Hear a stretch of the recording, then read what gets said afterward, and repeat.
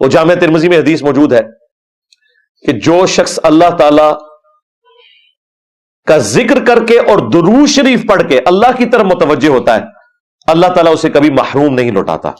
تو جب بھی دعا کرنی ہے پہلے اللہ کی حمد، پھر درود شریف اور پھر دعا.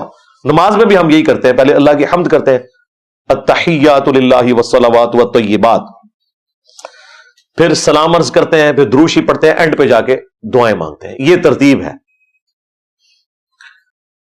تھوڑی سی عقل اگر استعمال کی جائے آپ کو بالکل کلیئر ہو جائے گا کہ انہوں نے توحید کے نام کے اوپر امت میں شرک پھیلایا ہوا ہے، اور ہمیں کہتے ہیں جی پوری امت کو مشرک بنا رہے ہیں. ہم صرف عقیدہ بتاتے ہیں شرک ہے. ہم نے کبھی نہیں کہا کہ فلاں فرقہ یا فلاں مولوی کافر اور مشرک ہے، اسلام سے نکل گیا. یہ تو ہم نے کبھی بات نہیں کی ہے. ہم صرف بتاتے ہیں کہ یہ عقیدہ غلط ہے، دیٹس آل. یہ تو ہم نے بتانا ہے. اگر نہیں بتائیں گے تو اصلاح کیسے ہوگی؟ اس طریقے سے اصلاح نہیں ہو سکتی کہ آپ میٹھی میٹھی باتیں کریں. میٹھی میٹھی باتیں کر کے کبھی تو یہ سمجھ آئی ہوتی. آج دنیا میں اتنی چینج ہمارے بعد کیوں آ گئی ہے؟ ہم نے بتایا کہ ٹوٹی کمند کہاں انہوں نے دھوکہ دیا ہے، اور آپ کو غلط چیزیں قرآن و سنت کے لبادے میں اوڑھ کر پیش کرنے کی کوشش کی ہے. قرآن و سنت کا کوئی لینا دینا نہیں ان عقائد کے ساتھ جو یہ پریزنٹ کر رہے ہیں. مولا علی نے یہ تعلیم کیا تھا کہ میں تو پوری زندگی اللہ کو مدد کے لیے پکاروں، اور تم میرے دنیا سے جانے کے بعد مجھے مدد کے لیے پکارنا شروع کر دو. مولا علی نے جو کچھ کہنا تھا وہ کہہ دیا ہے. مکتوب نمبر 31 نکال لیں جو خط حسن ابن علی کے نام ہے نہج البلاغہ میں، شیعہ کی کتاب میں. وہ سٹارٹ ہی اتنا زبردست انداز میں ہوتا ہے، کافی لمبا خط ہے وہ تو، سارا ایٹ لیسٹ 1 گھنٹہ چاہیے میں اگر ایک ایک لفظ کے اوپر بحث کروں. وہ کہتے ہیں میرے بیٹے حسن، یہ اس باپ کی وصیت ہے جس نے ان قریب مر کے فنا ہو جانا ہے. اے میرے بیٹے حسن، تجھے جب بھی کوئی مصیبت ہو، پریشانی ہو، تو صرف اللہ ہی سے مدد طلب کرنی ہے، صرف اللہ کو پکارنا ہے. میرے بیٹے حسن یاد رکھنا، اللہ کا دربار وہ درگاہ ہے کہ اس نے اپنے دربار کے باہر کوئی دربان بھی مقرر نہیں کیا کہ جس کی اجازت سے، جس کے صدقے سے، جس کے وسیلے سے اندر آنا پڑے. تو ڈائریکٹ اللہ سے مانگ. تو مولا علی نے تو کوئی نیا عقیدہ نہیں دیا، یہ قرآن میں لکھا تھا. وَإِذَا سَأَلَكَ عِبَادِي عَنِّي فَإِنِّي قَرِيبٌ. اے میرے محبوب صلی اللہ علیہ وآلہ وسلم، جب میرے بندے آپ سے میرے بارے میں پوچھیں تو تم فرماؤ بے شک میں تمہارے بالکل قریب ہوں. اجیب الدعوۃ الداعی اذا دعان. ہر پکارنے والے کی پکار کو سنتا ہوں جب بھی وہ مجھے دعا میں پکارے. لیکن فَلْيَسْتَجِيبُوا لِي وَلْيُؤْمِنُوا بِي. لوگوں کو بھی چاہیے کہ میری دعوت کو قبول کریں، مجھ پر ایمان لائیں جیسا کہ ایمان لانے کا حق ہے، تو وہ کامیاب ہو جائیں گے. تو مولا علی نے جو عقیدہ بتایا وہ موجود تھا. یہ وہی عقیدہ جو نبی الاسلام نے دیا ہے. ابو داؤد میں، ترمذی میں حدیث ہے، نبی الاسلام نے فرمایا الدعاء هو العبادہ. دعا ہی تو عبادت ہے. اور آپ نے اپنی بات کی دلیل میں قرآن کی آیت پڑھی، وقال ربکم، اور تمہارے رب نے یہ وصیت کی تھی، ادعونی استجب لکم. اے میرے بندو مجھ سے مانگو میں تمہاری دعاؤں کو قبول کروں گا. ان الذین یستکبرون عن عبادتی. بے شک جو لوگ دعا کرنے میں مجھ سے تکبر کریں گے، مجھ سے دعا نہیں مانگیں گے. عبادت کا لفظ آیا دعا کے لیے. ان قریب میں انہیں ذلیل و خوار کر کے جہنم میں پھینکوں گا.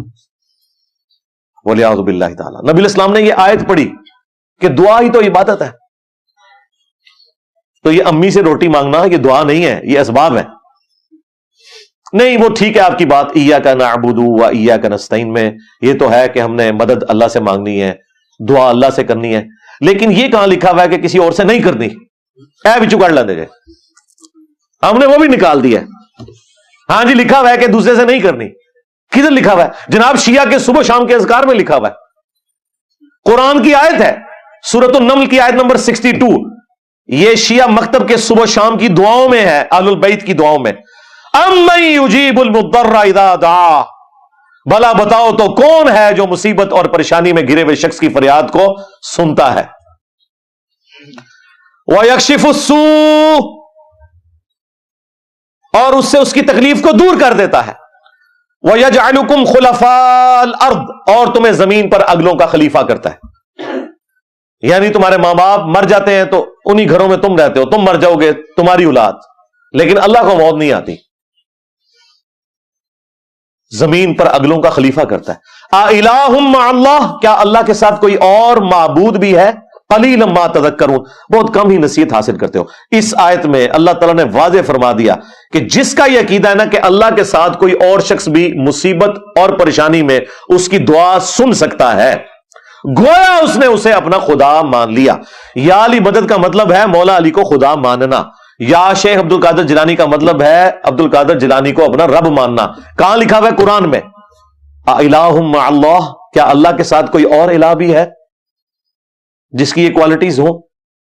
قَلِيلًا مَّا تَذَكَّرُونَ، لیکن نصیحت بہت کم ہی حاصل کرتے ہو. اللہ نے پہلے ہی کہہ دیا نصیحت بہت کم لوگ حاصل کریں گے. تو قرآن اپنے عقیدہ توحید کے مقدمے میں بالکل کلیئر ہے. اس کے اندر اگر کوئی اپنی طرف سے اپنا لچ فرائی کرنے کی کوشش کرے گا یا کوئی شیطانی عقیدہ داخل کرنے کی کوشش کرے گا تو اللہ تعالیٰ اپنے بندوں کے ذریعے یہ کام لیتا ہے کہ وہ حکمت کے ساتھ وہ تمام وساوس ایڈریس کر دیتے ہیں. کہتے ہیں جی انجینئر صاحب کہتے ہیں کوئی بزرگ اپنا پیشاب نہیں روک سکتا. یہ کس آیت حدیث میں لکھا ہوا ہے؟ لکھا ہوا ہے، لکھا ہوا ہے، لکھا ہوا ہے. روکو ذرا، صبر کرو، لکھا ہوا ہے. پہلے یہ بتاؤ تمہارا کیا عقیدہ ہے؟ کوئی بزرگ اپنا پیشاب روک سکتا ہے؟ نہیں. تو بس پھر دکھانے کی ضرورت ہی نہیں، اجماع امت ہے اس عقیدے کے اوپر. یہ بتانے کی ضرورت ہے کہ انسان کتنا مجبور ہے. قرآن میں تو اس سے بھی آگے بہت کچھ لکھا ہوا ہے. اس کے لیے آپ میری ویڈیو دیکھ لیں، شیطانی توحید شیطانی بابوں کا فتنہ. بھائی جب تم یہ کہو گے نا کہ عبداللہ شاہ غازی نے سمندر روکا ہوا ہے، ہاں پھر اللہ کا بندہ کوئی کہے گا کہ کوئی بزرگ اپنا پیشاب بھی نہیں روک سکتا. جب تمہارے فرسودہ نظریات آئیں گے نا تو یہاں سے بھی جملے اسی لیول کے اٹھیں گے. ہاں کیوں اٹھیں گے؟ اس لیے کہ یہ ہمارے امام کی سنت ہے، خلیفہ راشد سیدنا ابو بکر صدیق رضی اللہ تعالیٰ عنہ. مولا علی کا عقیدہ تو آپ نے سن لیا، ابو بکر کا بھی عقیدہ سنیں. صحیح بخاری میں کم از کم 4 جگہ پہ یہ حدیث ہے. نبی الاسلام کی میت رکھی ہوئی ہے.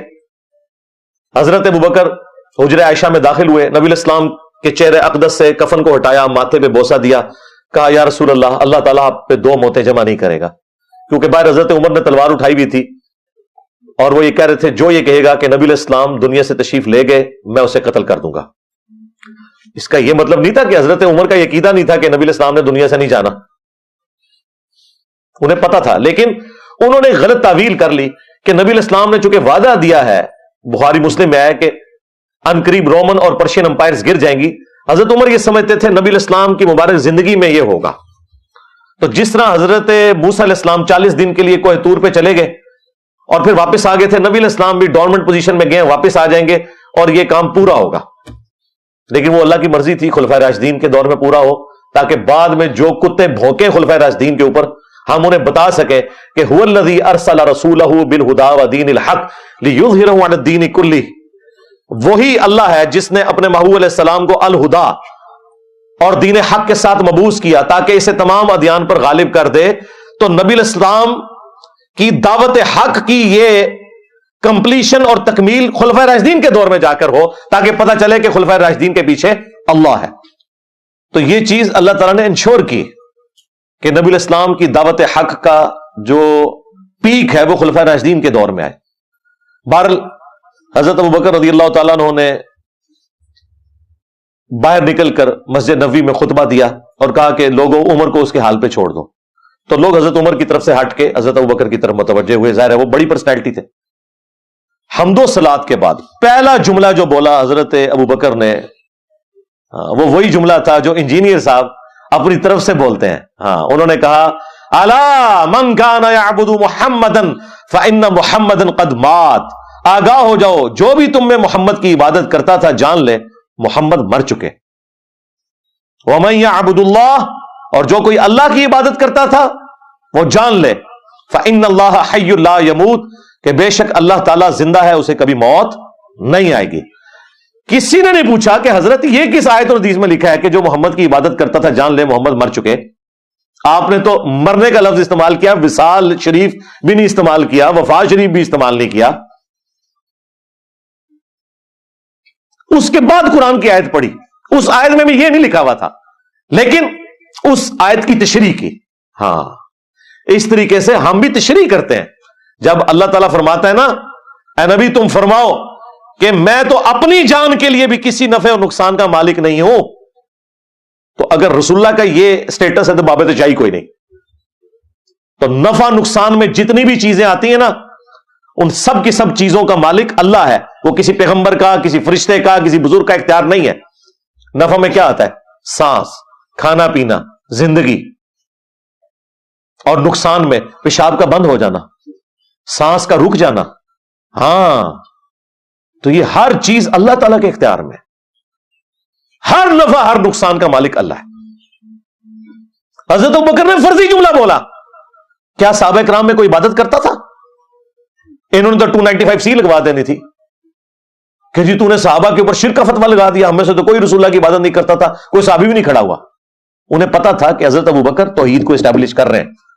یہ موقع ہے اور یہ رسول اللہ کی کامیابی ہے کہ نبی علیہ السلام کی میت کے اوپر نعتیں نہیں پڑھی جا رہی, توحید کا خطبہ ہو رہا ہے. میں نے کہا تھا بریلویوں تمہارے مولوی یہ خطبہ ہی نہیں بیان کر سکتے, صرف صدیق اکبر کانفرنس کر سکتے ہیں. ہاں ابوبکر صدیق کا خطبہ نہیں بیان کر سکتے. اس کے بعد پھر انہوں نے آیت پڑھی وما محمد الا رسول قد خلت من قبلہ الرسل. محمد تو نہیں مگر ایک رسول, اور ان سے پہلے بھی اور رسول ہو گزرے ہیں. افائن مات او قتلا, اگر یہ مر جائیں یا قتل ہو جائیں, یا پاکستان میں ترجمہ کر لیں کہ اگر یہ وصال فرما جائیں یا شہید ہو جائیں, تو کیا تم اپنے دین سے الٹے قدم پھر جاؤ گے؟ کیا تم نے نبی کے اوپر احسان کیا کلمہ پڑھ کے؟ یہ تو اللہ کا احسان ہے کہ نبی کے ذریعے تمہیں ایمان کی دولت دی. تو کیا رسول اللہ دنیا سے چلے جائیں گے تو دین چھوڑ دو گے؟ یہ غزوہ احد کے موقع پر جب نبی علیہ السلام کی شہادت کی خبر مشہور ہو گئی تھی تو اس وقت یہ آیت نازل ہوئی تھی. اور دیکھیں استعمال کب ہوئی جا کے. پھر اگلی آیت پڑھی انک میتون وانہم میتون, اے نبی تمہیں بھی موت آنی ہے اور تمہارے مخالفین کو بھی مرنا ہے. لیکن جو حضرت ابوبکر کا اپنا خطبہ ہے وہ اپنا ذاتی خطبہ ہے ان کا, وہ قرآن و سنت میں کہیں نہیں ہے. لیکن بات کو سمجھانے کے لیے بولنا پڑتا ہے. حضرت ابوبکر کو پتا تھا محمد رسول اللہ نے بھی ایک دوسرا جیزس کرائسٹ بن جانا ہے. اگر اس موقع کے اوپر میں ذرا سا ڈھیلا پڑا, کیونکہ نبی علیہ السلام نے فرمایا تھا صحیح بخاری میں, دیکھنا میری شان کو اس طرح بلند نہ کرنا جس طرح نصارہ نے اپنے پیغمبر کو بڑھا دیا. میں اللہ کا بندہ اور اس کا رسول ہوں, مجھے اللہ کا بندہ اور اس کا رسول ہی کہنا. حضرت ابوبکر صدیق کو سب کچھ پتا تھا کہ یہ کچھ ہو سکتا ہے. اینڈ ٹائم کے اوپر سیدنا ابوبکر نے چھکا مارا. جی ایسا چھکا مارا ہے کہ آج ہم ان کے منہ کے اوپر کالک مل سکتے ہیں کہ دیکھو توحید اس طرح بیان ہوتی ہے. توحید جب بیان ہوگی پھر حضرت ابوبکر کہیں گے کہ جو محمد کی عبادت کرتا تھا جان لے محمد مر چکے, اگرچہ عبادت کوئی نہیں کرتا تھا. ہاں اور جب تم یہ کہو گے کہ بزرگوں نے سمندر روکا ہوا ہے تو پھر اللہ تعالیٰ ابوبکر کے غلام کے دماغ میں یہ بات ڈال دے گا کہ ان کو کہے کہ کوئی بزرگ اپنا پیشاب بھی نہیں روک سکتا, سمندر روکنا تو بڑی دور کی بات.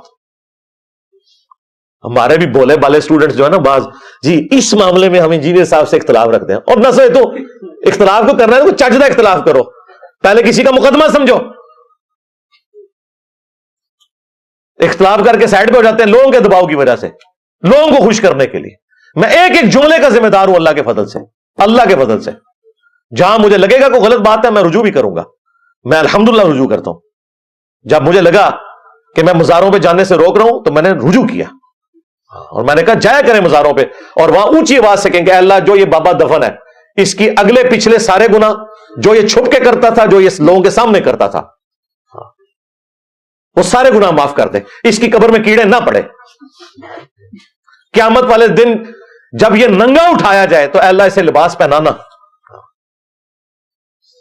قیامت والے دن جب یہ پانی کی تلاش میں مارا مارا پھر رہا ہو تو حوض کوثر نصیب فرمانا. یہ سارے الفاظ بولو تاکہ پتہ چلے کہ کیا اوقات ہے ان کے بزرگوں کی. میرے نبی سا ہے ہی کوئی نہیں, تیرے بابے تھے شاہی کوئی نہیں. ہمیں آ کے یہ چیزیں سکھاتے ہو. اللہ کے بندو, اللہ تبارک و تعالیٰ نے قرآن و سنت میں ہر شخص کے لیے حصہ رکھا ہوا ہے. قیامت تک جب جب فتنے اٹھیں گے نا تب تب اللہ تبارک و تعالیٰ اپنے بندوں کے ذریعے کام لیتا ہے کہ ان فتنوں کو ایڈریس کیا جاتا ہے, اور وہ اس دور کی لینگویج بول کے ایڈریس کیا جاتا ہے, ورنہ بات سمجھ نہیں آتی. آج کے تو ہمارے میجورٹی پرابلمز وہ ہیں جو آپ کو امت کے مفسرین نے بھی ایڈریس کیے ہوئے نظر نہیں آئیں. مثلا اگر آپ سے میں کہوں کہ ابن کثیر نے کہیں علم غیب کا مسئلہ, حاضر و ناظر کا مسئلہ, ایڈریس کیا ہوا ہے استعانت کا مسئلہ. جب یہ بیماریاں اٹھتی ہیں نا پھر اسی طریقے سے مسئلوں کو ایڈریس کیا جاتا ہے. کہتے ہیں نہیں خلافت و ملوکیت کہاں سے آ گئی؟ بھائی جب محمود احمد عباسی ناسبی یہ کتاب لکھے گا خلافت معاویہ و یزید اور دفاع کرے گا بنو امیہ کا جھوٹا، تو مودودی صاحب کو اللہ تعالیٰ اٹھائے گا کہ وہ خلافت و ملوکیت لکھے. مودودی صاحب نے جواب میں کتاب لکھی ہے. گند تمہارے بزرگ کریں، اہل بیت کے ساتھ دشمنی تمہارے بزرگ کریں، تو اللہ تعالیٰ اپنے بندوں کے ذریعے اہل بیت کا دفاع بھی کرواتا ہے. جب وہابی قرآن و سنت کے نام کے اوپر دھوکہ دیں گے تو جناب 2812 بھی آ جائے گی باہر مارکیٹ میں. یہ بخاری میں پہلے کی موجود تھی، لیکن ضرورت جس وقت پڑی، جس طرح کہ وہ آیت پہلے سے موجود تھی قرآن میں وما محمد الا رسول، لیکن نکلی کس وقت؟ حضور کی میت کے اوپر ضرورت پڑ گئی نا. تو یہ 2812 تقتلہ الفئۃ الباغیہ، افسوس اے عمار تجھے ایک باغی جماعت قتل کرے گی، تو انہیں اللہ اور جنت کی طرف بلائے گا، وہ جماعت جہنم کی طرف بلائے گی. تو جب مولا علی کے دشمن پیدا ہوں گے تو پھر کوئی اللہ تعالیٰ مولا علی کا غلام پیدا کرے گا جو دفاع میں وہ ساری حدیثیں نکال کے سامنے رکھے گا. 5B ریسرچ پیپر کہاں سے آ گیا جی؟ ادھر سے آیا ہے. ہاں تو وقت کے ساتھ ساتھ ضرورت پڑتی ہے تو ان ایشوز کو ایڈریس کرنے کے لیے اسی طرح کے دلائل کی ضرورت پڑتی ہے. اب انہوں نے تماشا لگایا ہوا ہے عرصہ دراز سے جی. بخاری میں حدیث ہے عبداللہ بن عمر خوارج کو بدترین مخلوق کہتے تھے کہ وہ کافروں والی آیات مسلمانوں پہ لگاتے تھے. جی بالکل، وہ آپ کے بزرگ تھے. یہ کون تھے خوارج؟ حضرت علی کے دشمن. وہ تو تم ہو. علی کا شیعہ تو میں ہوں، علی کا دفاع تو میں کر رہا ہوں. خارجیوں کی اولادیں ہمیں بتائیں گے کہ ہم بدترین مخلوق ہیں، اور بدترین مخلوق تو تم ہو جنہوں نے بنو امیہ کی تنخواہیں کھائی ہیں. ہم تو حضرت علی کے سپورٹر ہیں. جی قرآن ان کے حلق سے نیچے نہیں اترے گا. بالکل، یہ تمہارے بارے میں ہے. 5 نمازوں کی ہر رکعت میں پڑھتے ہو ایاک نعبد و ایاک نستعین، لیکن یہ زبان سے حلق سے نیچے اتر کے دل تک عقیدہ نہیں جاتا. نماز پڑھ کے تو بابے کے آگے جا کے جھکتے ہو. یہ تم لوگ ہو. زبان تک صرف آیت ہے، حلق سے نیچے نہیں اترتی. دیکھو ہمارے تو دل میں ہی آیت لکھی ہوئی ہے اللہ کے فضل سے. تمہارا حال یہ ہے تمہاری مسجد میں کوئی رات کے وقت یا اللہ مدد لکھ جائے نا تم اس کے اوپر پینٹ پھروا دو گے. جاؤ جی چیلنج ہے وہابیوں، کسی بھی بریلویوں کی مسجد میں یا اللہ مدد لکھ کے بتاؤ، اور لکھنے ساتھ صرف اور صرف یا اللہ مدد. اور بریلویوں چیلنج ہے، تم بھی بڑی پینگیں بڑھا رہے ہو نا وہابیوں کے ساتھ، کسی وہابی کی مسجد کے باہر لبیک کا یا رسول اللہ لکھ کے بتاؤ. ہم دونوں عقیدوں کو صحیح مانتے ہیں. المدد یا رسول اللہ نہیں، لبیک کا یا رسول اللہ. دیکھیں نا ہم نے کہا ہے لبیک کا یا رسول اللہ، ہم حاضر ہیں. دیکھیں ان بابوں کے ساتھ ہم کیا کرتے ہیں. انہوں نے آپ کی عصمت کے اوپر ڈاکہ مارنے کی کوشش کی تو یا رسول اللہ دیکھیں ان کے ساتھ کرتے کیا ہیں ہم نے ایسا لبیک کہا ہے کہ ان کے سارے لبیک فارغ ہو گئے. تو یہ ان لوگوں کا حال ہے. وہ جی خوارج، اور پھر اس کو خود سے بریف کیا ہوا ہے. وہ کہتے ہیں جی وہ خوارج بتوں والی آیات جو ہیں وہ انبیاء کے اوپر لگاتے تھے. یہ تو نہیں لکھا ہوا اس کے اندر، لکھا ہوا ہے کافروں والی آیات مسلمانوں پہ لگاتے تھے. یعنی کہ صحابہ کرام کے اوپر کفر کے فتوے لگاتے تھے. کون؟ خوارج.